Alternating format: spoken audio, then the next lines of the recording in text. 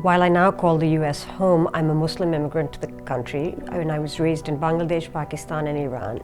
My childhood in those places was a pretty politically volatile one. I grew up through war, revolution, martial law, and the hanging of a country's president.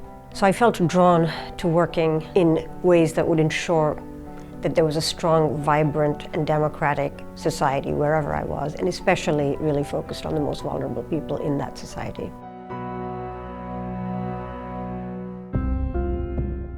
Democracy in the US is being severely tested, or really retested if we look at our history. It's being tested by authoritarian and authoritarian-leaning politicians.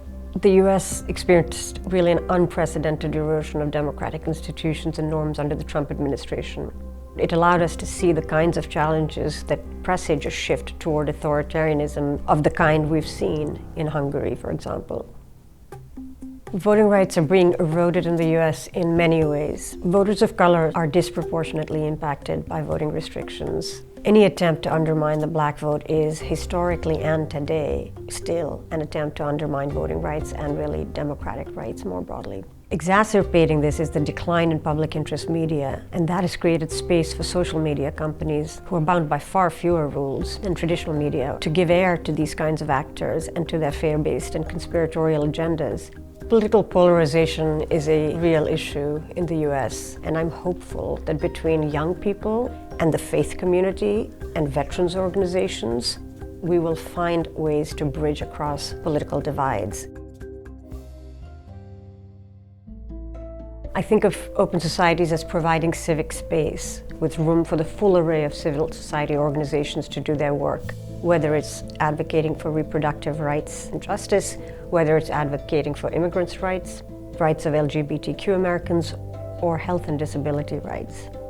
I also think of open societies as ones in which there's room for protest.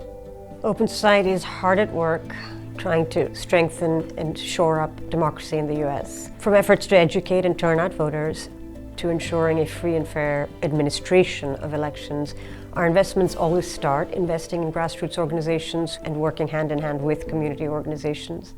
If we're successful, and we're looking ahead 3 to 5 years, I think we'll have beaten back the most serious challenges to democracy. Young voters are our future. Youth voters are helping us get through partisan gridlock and polarization because they have a very distinct view of the world. They really do see the world through the lens of specific issues, whether it's climate change or reproductive rights and access. They don't see the world through the lens of political parties or ideologies.